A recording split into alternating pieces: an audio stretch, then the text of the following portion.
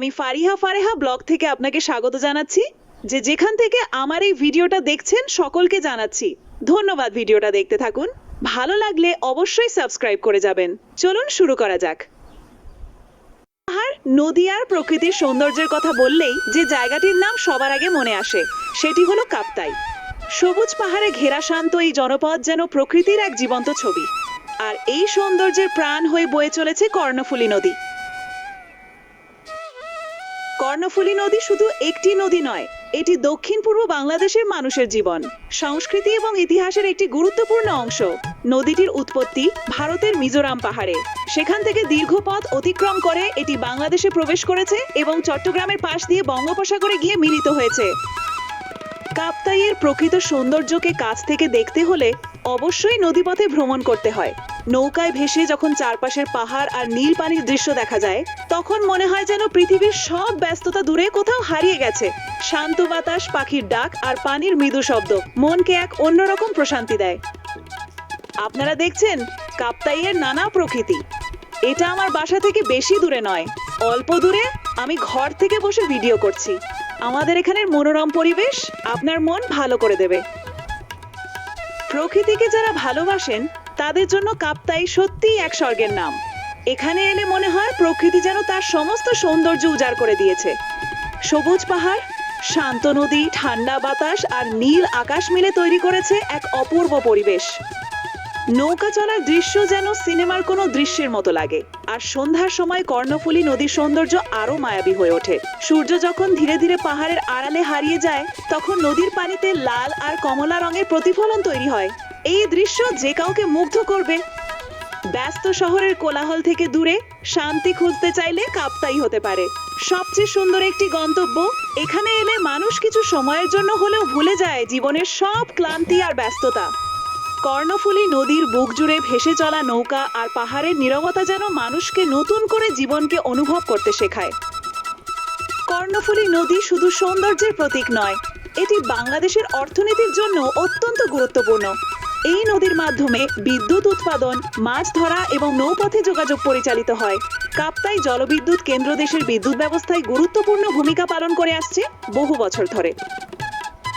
500 সালের দিকে কর্ণফুলী নদীর উপর নির্মাণ করা হয় বিখ্যাত কাপ্তাই বাঁধ। এই বাঁধ নির্মাণের ফলে সৃষ্টি হয় বিশাল কাপ্তাই লেক।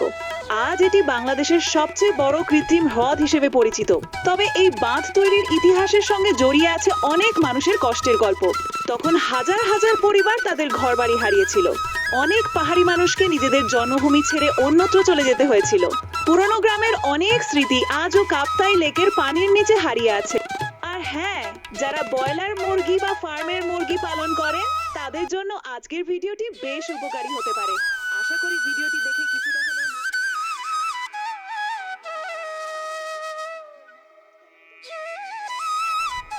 আপনারা দেখছেন এই ছোট ছোট মুরগিগুলো। এগুলো আসলে আমাদের ছোট বোনের সাথে সারাদিন টেট করতে থাকে এবং সেও আনন্দ নিয়ে তার সাথে খেলতেও অনেক ভালো লাগে ছোটদের। যাই হোক, অনেকক্ষণ হয়ে গেল আমাদের সাথে আছেন, সেজন্য আপনাদেরকে জানাচ্ছি আমি ফারিহা। আরো একবার অভিনন্দন এত লম্বা সময় নিয়ে ভিডিওটি দেখার জন্য।